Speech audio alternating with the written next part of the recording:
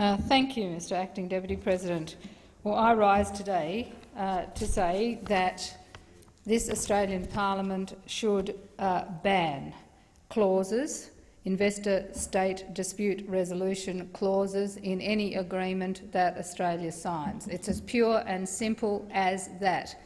I find it extraordinary, Mr Acting Deputy President, that a government which has made an art form out of talking about Operation Sovereign Borders, suggesting to the Australian community that it is somehow protecting Australia's sovereignty from refugees, would in fact be prepared to negotiate away our own national sovereignty. And that is exactly what investor-state dispute resolution clauses do.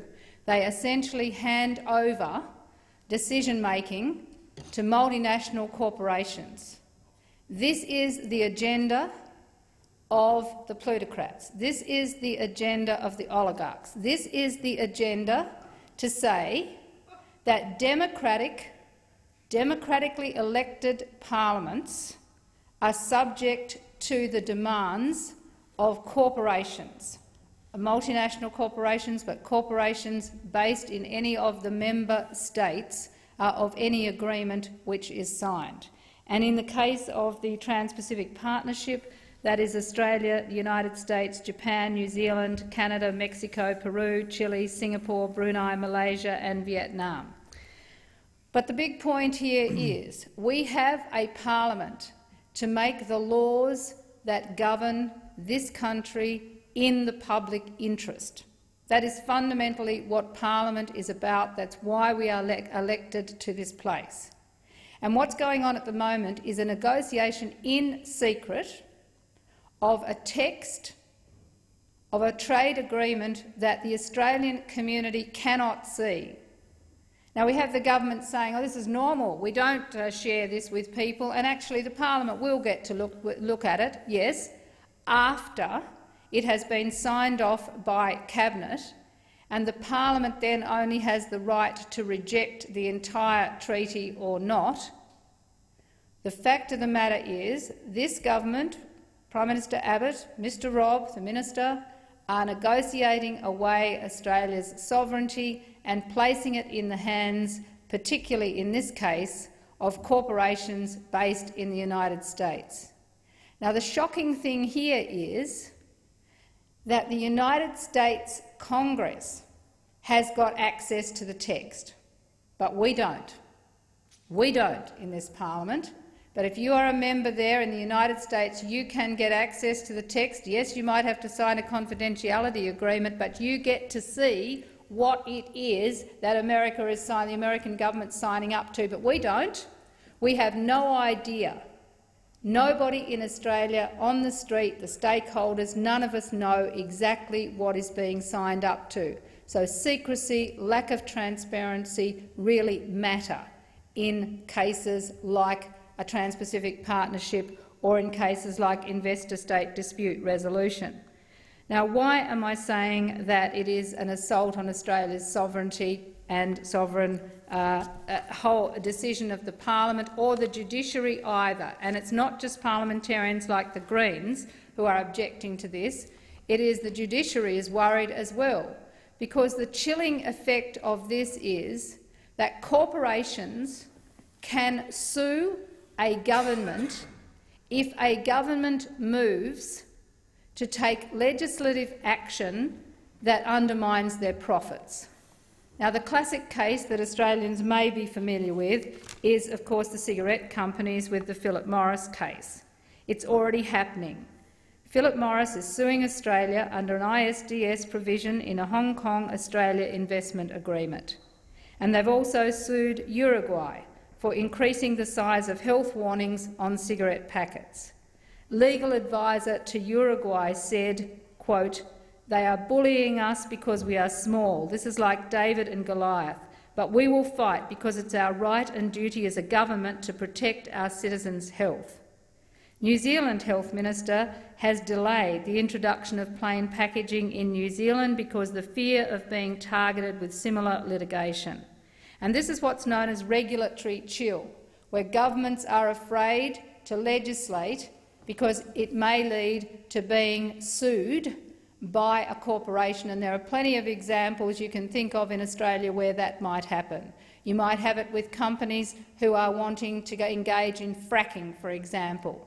And if Australia brings in a ban, you can see where they, if they had already started their operations, would be suing the government for bringing in a regulation that protects public health. The same in terms of GMOs. It is, of course, we know Monsanto would love to be able to sue Australia because Tasmania has a GMO-free moratorium. We make sure we don't have GMOs in Tasmania. It's part of our commitment to the environment, but commitment to the clean, green and clever brand of Tasmania. But Monsanto would love to sue on that occasion, and it has happened in other jurisdictions. Let me tell you, in the wake of Fukushima disaster, there was a groundswell of opposition to nuclear power in Germany, and the government responded to this powerful movement by announcing a shutdown of the nuclear power industry. Soon after, Vattenfall, a Swedish utility that operates 2 nuclear plants in Germany, demanded compensation of €3.7 billion under the ISDS clause of a treaty on energy investments. In responding to the will of the people, in responding to what they saw after Fukushima, the government tried to act in the best interests of the health of the German people, and in came the corporation to say, you are actually undermining our profits out of nuclear power, and therefore we want compensation. In terms of Canada, in Canada, oil and gas giant Lone Pine is suing the Canadian government for $250 million over Quebec's moratorium on fracking, and that's enabled by the ISDS clauses in the North American Free Trade Agreement. Lone Pine alleges that the fracking moratorium reduces, quote, the expectation of a stable business and legal environment, unquote. Never mind the instability that will arise from fracking, including water insecurity, loss of farmland and ultimately global warming. What we are also seeing is the NGOs coming out. The Sierra Club, in relation to this issue with Canada and Lone Pine, has said, quote, if a government is not even allowed to take a time out to study the impact of fracking without having to compensate a corporation, it puts a tremendous chill on the government's ability to regulate in the public interest. And you've also got a situation with an Australian company, Oceana Gold and El Salvador. Australian mining company is currently suing El Salvador for $301 million, equivalent to half of a poor country like El Salvador's education budget, because it refused to issue them with a gold mining licence. The situation goes back to 2004, when the company applied for a mining permit and assured the government that its work would be environmentally friendly and would provide jobs for local people. In the interim, the damages of mining proliferated in El Salvador. 90% of the country's surface water became contaminated. Acid mine drainage, which has killed aquatic life and destroyed water quality in the region. High rates of disease linked to arsenic poisoning. Currently, just 2% of El Salvador's water is determined by the government to be of good quality.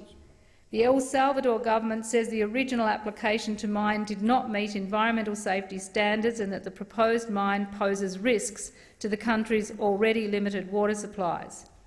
Oceana Gold denies the risks, even though everybody knows that gold mining is notorious for polluting waterways with arsenic, mercury and other toxic metals. As a result, the government failed to approve the proposal and instituted a moratorium on mining permits, as you would expect they would do in the public interest. But of course, what has happened is that for El Salvador, we're now seeing under the ISDS clauses of the North American Free Trade Agreement the company go after the El Salvador government. If it succeeds, it would significantly reduce the funds available for healthcare and education, and even if Pacific Rim's claims fail, as many expect, this lawsuit has cost El Salvador almost $13 million to date, which amounts to nearly its entire environment and natural resources spending in 2013. Now, that's going on already around the world, and that is precisely what Australia is lining up for. And I wonder how much it's going to cost the Australian government to defend the case against Philip Morris. In fact, it would be very interesting for the government to tell us already how much precious taxpayer dollars has gone into having to take it up to Philip Morris in the courts, because Philip Morris is suing us for daring to legislate in the public interest with plain packaging. So it would be good to hear from the government in the course of this debate the cost to the public purse. I also want to point out that the Labor Party, when it was in government, wanted to sign up to the free trade agreement with Korea.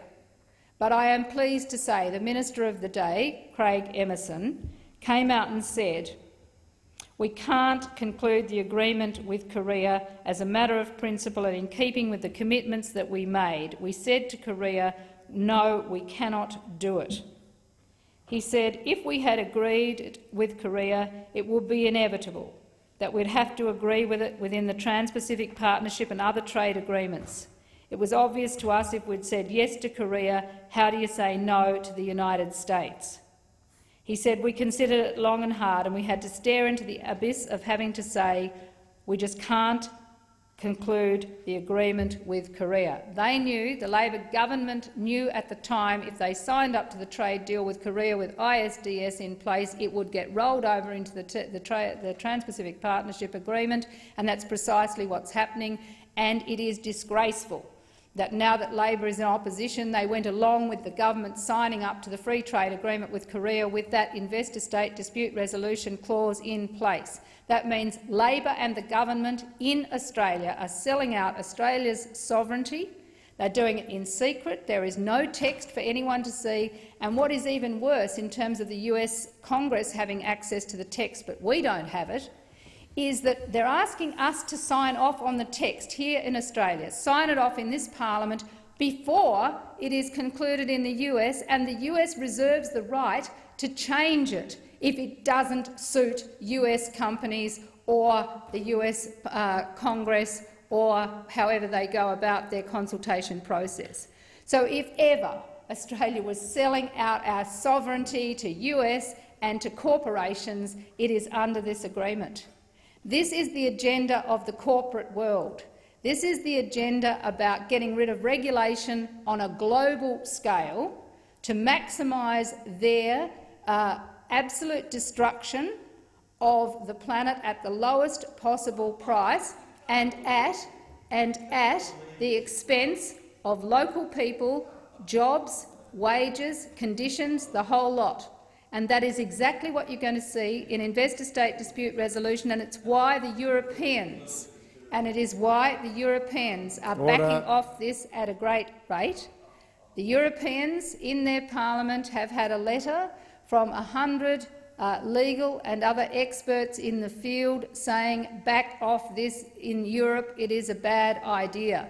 And they have had to hold and start looking at what it actually means in the European context to sign up to agreements with investor-state dispute resolution clauses in them. But think about it. If you have a multinational corporation that is threatening a country, why would a parliament then move to legislate for a ban on fracking, to stop environmental destruction, if they know they're going to incur the wrath of the corporation suing them and the legal costs associated with defending it? The whole point of a parliament, the whole point of sovereignty, is to be able for the parliament to be the ultimate decision-makers and the courts being the ultimate decision-makers in terms of what the legal framework, what the laws of the country are and how the laws of the country are implemented.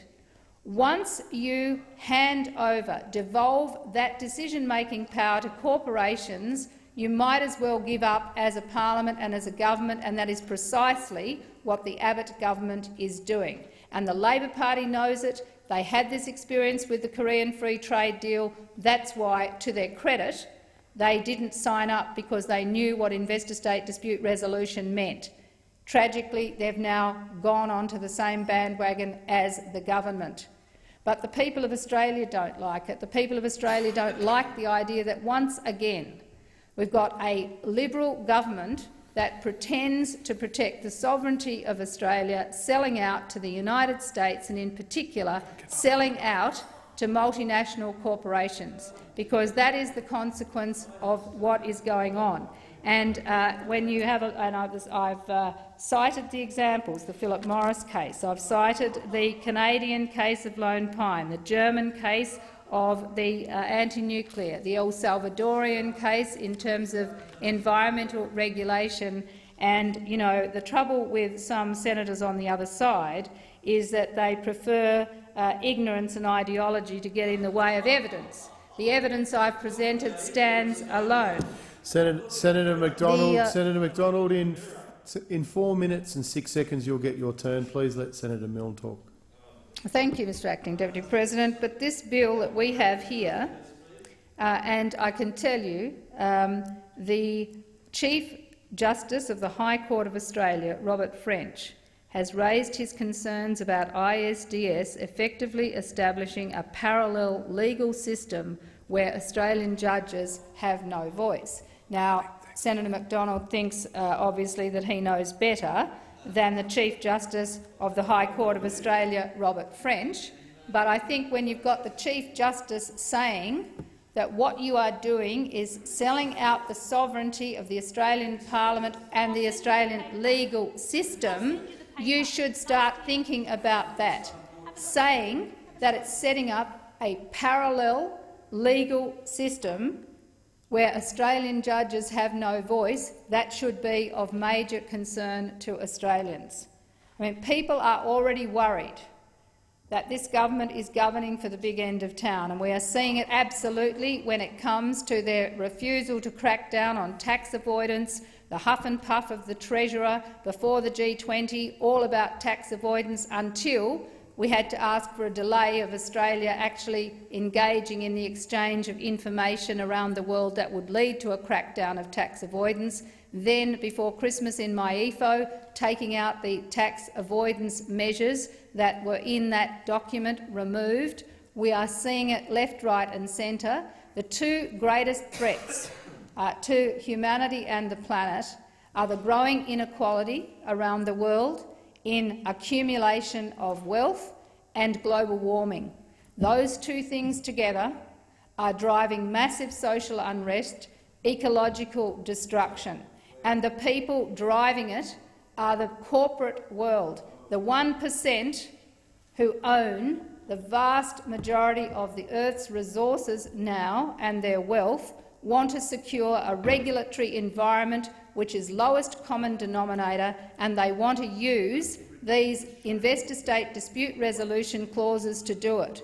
This is a dangerous assault on the integrity and capacity of the Australian Parliament to govern in the best interests of Australian people, our well-being and our health, done in secret, handing over to the United States the right to actually change the text after the Australian Parliament has signed off on it, and we will be subjected to it after that. What sort of government acts as a doormat to that kind of agreement? Well, I can tell you which sort of government. It's the Abbott government. It's the very people who pretend they're interested in Operation Sovereign Borders while actually undermining the sovereignty of our nation in a very, very frightening way. Now, you only have to see what's going on with the power of the corporates. We have to take our democracy back, and one way of taking our democracy back is banning investor-state dispute resolution clauses in any agreement that Australia signs. That is the way we take our democracy back, we restore the sovereignty of our parliament and our legal system, and we prevent the multinational corporations of the planet from overseeing the best interests of Australia and the environment. And if we don't, you're going to see billions of taxpayers' dollars over the years set aside in legal cases, and the culprits responsible are sitting in this parliament pretending to be a responsible government as we speak. Thank you, Senator Milne. Senator